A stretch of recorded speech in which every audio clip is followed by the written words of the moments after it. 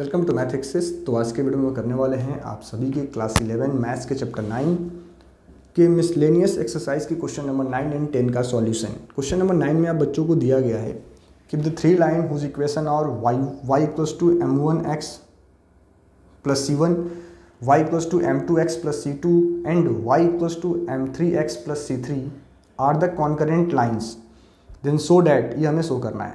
ठीक है, तो सबसे पहले आप समझ लो कॉन्करेंट लाइन का मतलब क्या होता है कि ऐसी तीन लाइन जो किसी एक ही पॉइंट से पास करें, इनको हम बोलते हैं कॉन्करेंट लाइंस। ठीक है, तो जब तीन लाइन किसी सेम पॉइंट से पास करेंगी यानी तीनों का पॉइंट ऑफ इंटरसेक्शन क्या होगा, कॉमन होगा। तो इसी कह लो इसी कॉन्सेप्ट को यूज करके हमें अपने इस इक्वेशन को प्रूफ करना है। हमें जिस गिवन इक्वेशन को क्या करना है, प्रूफ करना है। तो आइए हम लोग अपने क्वेश्चन नंबर 9 को सॉल्व करते हैं। तो सबसे पहले हम लोग क्या करेंगे कि the given equation of lines, the given equation of lines. तो हमें पहला क्या दिया गया है कि y equals to m1x plus c1, इसको आप इक्वेशन 1 मान लो। दूसरा हमें दिया है y इक्वल्स टू में m2x प्लस c2, आप इसको इक्वेशन सेकेंड मान लो। थर्ड आपको दिया है y equals to m3x plus c3, इसको आप इक्वेशन थर्ड मान लो। तो ये तीन इक्वेशन तो हमें गिवन है। ठीक है, अब इन तीनों को यूज करके हमें जो कुछ भी दिया गया उसको प्रूफ करना है। तो सबसे पहले हम लोग क्या करें कि पहले हम लोग इक्वेशन 1 और इक्वेशन सेकेंड दोनों को आपस में सॉल्व करके इन दोनों का पॉइंट ऑफ इंटरसेक्शन पता कर लें। क्या पता कर लें? इन दोनों का पॉइंट ऑफ इंटरसेक्शन। और जो इन दोनों का पॉइंट ऑफ इंटरसेक्शन होगा वो तीसरे को सेटिस्फाई करेगा, क्योंकि हमें बोला गया है कि तीनों लाइन कॉन्करेंट हैं। तो इन लाइन का जो पॉइंट ऑफ इंटरसेक्शन होगा उसी से हमारी थर्ड लाइन भी पास करनी चाहिए, या फिर थर्ड लाइन पास करेगी क्योंकि बोला गया है कि कॉन्करेंट है। तो इसी कॉन्सेप्ट को हम लोग यूज करने वाले हैं। ठीक है, तो सबसे पहले हम लोग क्या करेंगे, सबसे पहले हम इक्वेशन सेकेंड एंड फर्स्ट को सॉल्व करके दोनों का हम पॉइंट ऑफ इंटरसेक्शन पता करेंगे। तो हम लोग कैसे सॉल्व कर पाएंगे कि on subtracting equation first from second. तो जब इन दोनों को आप आपस में माइनस करोगे तो आपको क्या मिलता है, तो दूसरे में से हमें पहले वाले को माइनस करना है। तो y इक्वल्स टू में m2x प्लस c2, पहला इक्वेशन आपका है y इक्वल्स टू में m1x प्लस c1। दोनों को हम लोग माइनस करेंगे तो साइन चेंज कर दें, तो ये हमारा y गेट कैंसिल, हमें क्या मिल गया 0 इक्वल्स टू में m2 माइनस m1x प्लस में c2 माइनस c1। ठीक है, तो देन जब हम फर्दर इसको सिंप्लीफाई करेंगे तो m2 minus m1x equals to क्या मिलेगा, माइनस c2 माइनस c1। जब आप इसका साइड चेंज करोगे ना, तो साइड चेंज करने पे क्या होता है, साइन चेंज होता है। तो x इक्वल्स टू क्या आ गया, minus of c2 minus c1 upon में m2 माइनस m1। अब हम लोग चाहें तो माइनस कॉमन करके डिनोमिनेटर में अगर मैं माइनस कॉमन करता हूँ तो मुझे क्या मिल जाएगा, minus of m1 minus m2, यानी माइनस गेट कैंसिल, मुझे पॉइंट क्या मिल जाएगा, तो c2 minus c1 upon m2 minus m1। तो ये आ गया x का वैल्यू। जब हमने पहले और दूसरे इक्वेशन को सॉल्व किया तो x हमें क्या मिल गया, तो x हमें मिल गया c2 minus c1 upon m2 minus m1। ठीक है, तो अब हम क्या करेंगे कि substituting the value of x equals to c2 minus c1 upon m2 minus m1, इसको आप सही कर लेंगे, m1 माइनस m2 है, m1 माइनस m2 है, यहाँ पे लिखने में थोड़ा सा मिस्टेक हो गया, m1 माइनस m2। ठीक है, क्योंकि यहाँ पे जब हम माइनस कॉमन करेंगे तो चेंज हो जाएगा ना। Substituting the value of x equals to c2 minus c1 upon में m1 minus m2 in equation 1। तो इक्वेशन 1 में हमें क्या दे रखा है कि y इक्वल्स टू में m1 और x के प्लेस पे हम क्या पुट कर देंगे, तो यहाँ x के प्लेस पे हम पुट कर देंगे c2 माइनस c1 अपॉन में m1 minus m2 plus c1। ठीक है, तो ये आपका y का वैल्यू आ गया, ये आपका क्या आ गया, y का वैल्यू आ गया। और अगर हम लोग फर्दर इसको सिंप्लीफाई करते हैं तो y इक्वल्स टू क्या मिलेगा, m1 c2 minus m1 c1 LCM ले लें तो m1 माइनस M2 प्लस में C1 m1 माइनस M2। तो अब हम लोग फर्दर इसको सिंप्लीफाई करते हैं तो y की वैल्यू क्या मिलेगी, m1 C2 minus m1 C1 plus m1 C1 minus m2 C1। ठीक है, अपॉन में क्या मिल गया आपको, तो अपॉन में मिल गया m1 माइनस M2। देखो ये दोनों कैंसिल हो जाएंगे तो हमें क्या मिल गया, y की वैल्यू क्या मिल गई। और आप ध्यान से देखेंगे तो y आपको क्या मिल जा रहा है, तो y हमें मिल गया m1 C2 minus M2 C1 upon में m1 माइनस M2। तो ये हमारा y का वैल्यू है, ये आपका y का वैल्यू आ गया और ये आ गया x का वैल्यू, ये आपका x का वैल्यू है। ठीक है, तो अब हमें इसका फ़ायदा क्या हुआ, इसका हम यूज कैसे करेंगे। ठीक है, हैंस देखो इसको आप नोट कर लेना और समझते चलेंगे। Hence the point of intersection of line of equation, या फिर ऑफ लाइन कह लो, of line first and second is, हमें पॉइंट क्या मिल गया, तो C2 minus C1 upon M1 minus M2 comma M1 C2 minus M2 C1 upon M1 minus M2। ये दो पॉइंट हमें मिल गया ना कि इन दोनों लाइंस का पॉइंट ऑफ इंटरसेक्शन x का कोऑर्डिनेट ये रहा और y कोऑर्डिनेट आपका ये रहा। तो दो लाइंस का, पहले और दूसरे लाइन का पॉइंट ऑफ इंटरसेक्शन आ गया। ठीक है, और मैंने आपको बताया कि क्योंकि लाइंस कॉन्करेंट हैं तो जो पहले और दूसरे लाइन का पॉइंट ऑफ इंटरसेक्शन होगा वही तीसरे लाइन का होगा, यानी ये पॉइंट किस पे लाई करेगा, तो थर्ड लाइन पे लाई करेगा। ठीक है, तो hence it is given that first, second and third lines are concurrent, then point C2 minus C1 upon M1 minus M2 and M1 C2 minus M2 C1 upon M1 minus M2 lie on the third line. ठीक है, third line पे लाई करेगा, यानी हम क्या करें कि third line का जो इक्वेशन हमें गिवन है ना कि y इक्वल्स टू में m3x प्लस C3। देखो ये थर्ड लाइन का इक्वेशन आपको गिवन है, इसमें हम x के प्लेस पे x की वैल्यू और y के प्लेस पे y की वैल्यू को पुट कर देंगे। तो हमें क्या मिल जाएगा कि m1 C2 minus M2 C1 upon M1 minus M2 equals to में M3 C2 minus C1 upon M1 minus M2 plus में C3। तो जब आप इसको पूरा कम्प्लीटली सिंप्लीफाई करोगे आपको क्या मिलता है, M1 C2 minus M2 C1 upon में M1 minus M2 is equals to में M3 C2 minus M3 C1 plus में C3 M1 minus M2 upon में M1 माइनस M2। देखो ये दोनों डिनोमिनेटर हमारे कैंसिल आउट हो जाएंगे, दोनों सेम टर्म्स हैं। तो हमें सिंप्लीफाई करने पे क्या मिलेगा, M1 C2 minus M2 C1 M3 C2 minus M3 C1 plus M1 C3 minus M2 C3। तो इतना हमें सिंप्लीफाई करने पे मिल गया।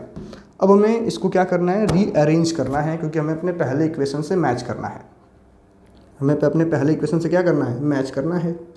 तो इन सबका हम साइड चेंज कर लें, तो M1 C2, अब मैं इसके साथ नोट कर लेता हूँ माइनस में M1 C3। ठीक है, देन अब मैं जब इसका साइड चेंज करूँगा तो प्लस में M2 C3 और इसको नोट करता हूँ माइनस में M2 C1 प्लस में M3 C1 माइनस में M3 C2 इक्वल्स टू में 0। ठीक है, तो जब आप यहाँ पे M1 कॉमन कर लोगे ये आ जाएगा आपको C2 माइनस C3, यहाँ पे आप M2 कॉमन करना ये आ जाएगा आपका C3 माइनस C1 और यहाँ पे आप M3 कॉमन करना ये आपका आ जाएगा C1 minus C2 equals to में 0। तो ये रहा आपके क्वेश्चन नंबर 9 का प्रूफ, ये हो गया प्रूफ। ठीक है, तो एक समझो एक तरफ से आपका एक कॉन्सेप्ट है, आप इसको याद रख सकते हैं।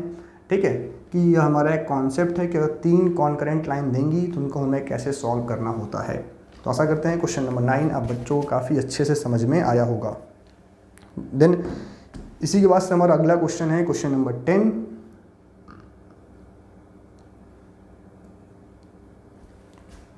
क्वेश्चन नंबर 10 में आपको दिया गया है कि find the equation of line through the point 3,2 which makes an angle 45 degree with the line this. यानी दिया गया हमें एक ऐसे लाइन की इक्वेशन पता करना है जो इस पॉइंट से पास करता है, 3,2 से पास करता है, और किसी एक गिवन लाइन से, जो हमें लाइन का इक्वेशन गिवन है x minus 2y equals to 3, इसके साथ 45 डिग्री का एंगल फॉर्म कर रहा है। यानी दो लाइंस के बीच का जो एंगल है ये हमें गिवन है 45 डिग्री। ये लाइन हमारी दे रखी है x minus 2y equals to 3, और इसको हमें पता करना है, इसी का इक्वेशन हमें फाइंड करना है, सेकेंड लाइन का इक्वेशन हमें फाइंड करना है जो इस पॉइंट से पास करता है। देखो आप सभी बच्चों को angle between two lines find करने का फॉर्मूला पढ़ाया गया होगा, जो कि आपका होता है tan थीटा इक्वल्स टू में mod of m1 minus m2 upon में 1 प्लस में m1 इंटू m2। ये फार्मूला आप बच्चों को पढ़ाया गया होगा। तो इसी कॉन्सेप्ट को, इसी फॉर्मूले को यूज करके हमें इस क्वेश्चन को सॉल्व करना है। तो आइए हम लोग इसका डिटेल सॉल्यूशन समझते हैं। ठीक है, तो सबसे पहले तो मैं इनको इरेज कर देता हूँ।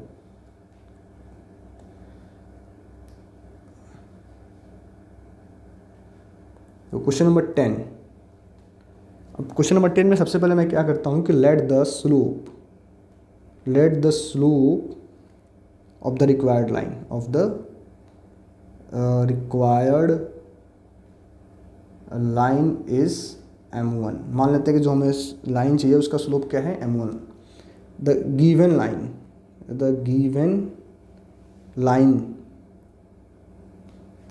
लाइन जो आपकी लाइन का इक्वेशन गिवन है ना, ये वाला, the given line can be written as, इसको हम क्या लिख सकते हैं अरेंज करके। देखो x minus 2y equals to 3 दिया है ना, तो थोड़ा सा अगर हम इसको अरेंज करना चाहें तो मैं इसको ऐसा लिख सकता हूँ कि minus 2y equals to minus X plus 3, यानी 2y हमें क्या मिल जाएगा, तो x minus 3, y equals to क्या मिल जाएगा, तो 1/2 x माइनस 3। तो इसको हम लिख सकते हैं ना कि y equals to 1/2 x minus 3/2। ठीक है, तो इसी चीज़ को हमने यहाँ पे करके दिखाया कैसे चेंज करेंगे। ठीक है, जो आपका गिवन लाइन था उसको हम ऐसे लिख सकते हैं, ऐसे नोट कर सकते हैं। ठीक है, तो then the slope of given line m2 is क्या हो जाएगा, तो 1/2। कैसे हमने पता किया, तो इसको आप कंपेयर कर लो y equals to mx plus c से। तो m के प्लेस पे क्या लिखा है, 1/2 लिखा है। ठीक है, अब हमें क्या बोला गया, it is given that angle between the lines is 45 degree. Angle between the lines is 45 degree. Then tan theta क्या हो जाएगा हमारा, कि mod of m1 minus m2 upon में 1 प्लस में m1 इंटू m2। ऐसा होगा, मैंने आपको बताया अभी कि दो लाइंस के बीच का एंगल फाइंड करने का फॉर्मूला ये होता है। तो पहले वाले का स्लोप मैंने m1 मान लिया है और दूसरे वाले के स्लोप को मैंने m2 मान लिया है, और इन दोनों लाइंस के बीच का जो एंगल है थीटा वो हमें दे रखा है 45 डिग्री। ठीक है, यानी tan 45 हमें क्या मिल जाएगा, tan 45 डिग्री इक्वल्स टू में m1 माइनस 1/2 अपॉन में 1 प्लस में m1 इंटू m1/2, ऐसा कुछ हमें मिल जाएगा। तो जब फर्दर हम लोग इसको सिंप्लीफाई करते हैं तो हमें क्या मिलेगा, तो ये आपको मिल जाएगा 2 टाइम्स m1 माइनस 1/2, और यहाँ पे मिल जाएगा 2 प्लस में m1/2। तो ये आपका 2 गेट कैंसिल हो जाएगा, यानी tan 45 की वैल्यू क्या होती है, 1 इक्वल्स टू में हमें क्या मिलेगा, तो प्लस माइनस हमें क्या मिल जाएगा, plus minus 2m1 minus 1/2 plus में m1। अब मैंने प्लस माइनस क्यों लिखा है, क्योंकि मॉड लगा हुआ है, तो जब भी हम मॉड साइन को हटाते हैं तो हरदम प्लस माइनस के साथ नोट डाउन करते हैं। तो यहाँ पर हमें क्या मिल जाएगा कि 1 इक्वल्स टू में होगा 2 times m1 minus 1/2 plus m1, और 1 इक्वल्स टू होगा minus of 2 times m1 minus 1 upon में 2 प्लस m1। जब इनको हम सॉल्व करते हैं तो 2 प्लस में m1 इक्वल्स टू में 2m1 माइनस 1, यानी 2 प्लस 1 इक्वल्स टू क्या आ जाएगा, 2m1 माइनस m1, तो 3 इक्वल्स टू आ गया m1। तो पहले वाले केस में हमें मिल गया कि m1 क्या होगा, 3 होगा, m1 क्या होगा, 3 होगा। ठीक है। और क्या हो सकता है कि टू प्लस में m1 इक्वल्स टू में माइनस ऑफ 2m1 माइनस 1, यानी 2 प्लस m1 इक्वल्स टू में माइनस 2m1 प्लस 1, यानी क्या होगा, तो m1 प्लस में 2m1 इक्वल्स टू में 1 माइनस 2, तो 3m1 आ गया हमारा माइनस 1, m1 की वैल्यू आ गई -1/3, तो m1 आपका हो सकता है -1/3, -1/3, ठीक है। तो m1 के हमारे पास दो वैल्यू, या तो m1 आपका ये होगा, तो m1 इक्वल्स टू 3 और m1 इक्वल्स टू -1/3, तो दो केस बन गया ना। Case one, the equation of line passes through point 3,2, देखो देखा था ना कि किस पॉइंट से पास कर रही है, तो 3,2 हैविंग स्लोप 3 इज, तो जब हम आपको स्लोप पता है और एक पॉइंट पता है तो हम कौन सा फॉर्मूला अप्लाई करेंगे, 1 पॉइंट फॉर्म। तो क्या हो जाएगा, y माइनस y1, तो y1 मान लो आपका 2 है, इक्वल्स टू में m 3 माइनस x1, तो हमें मिल गया y माइनस 2 इक्वल्स टू में 3x माइनस 9, यानी 3x minus Y minus 9 plus 2 equals to 0, यानी 3x minus Y minus 7 equals to 0। This is the required equation of line. ये हमारा पहला केस हो गया। पहले केस में हमने required equation of line find कर लिया है। अब अगला हमारा केस सेकंड है। केस सेकंड में क्या हो रहा है कि स्लोप आपका जो है वो क्या हो जाएगा, तो -1/3 हो जाएगा। इतना ही करना है, कुछ और नहीं करना है, कि स्लोप हमारा -1/3 हो जाएगा, ठीक है। तो देखो, अब इसको चाहो तो आप रीअरेंज करके लिख सकते हो कि 3x minus Y equals to 7, ये तो आपकी मर्जी है, आप अपना आंसर देख लेना एनसीईआरटी का, ठीक है। तो केस सेकंड की equation of line passes through 3,2 and having slope -1/3 is, तो same formula y minus y1 equals to में -1/3 x माइनस x1, यानी 3y माइनस 6 इक्वल्स टू में -x प्लस 3, यानी क्या मिल जाएगा, तो x plus 3y minus 6 minus 3 equals to 0, यानी x plus 3y minus 9 equals to 0, यानी क्या मिलेगा, तो x plus 3y equals to 9। ये आपके क्वेश्चन नंबर 10 का सॉल्यूशन रहा। तो आशा करते हैं आप बच्चों को ये सॉल्यूशन काफ़ी डिटेल में समझ में आया होगा। तो अगर हमारे वीडियोज़ आपको अच्छे लग रहे हैं तो हमारे चैनल को आप सब्सक्राइब करो, वीडियो को लाइक कर दो। Thank you.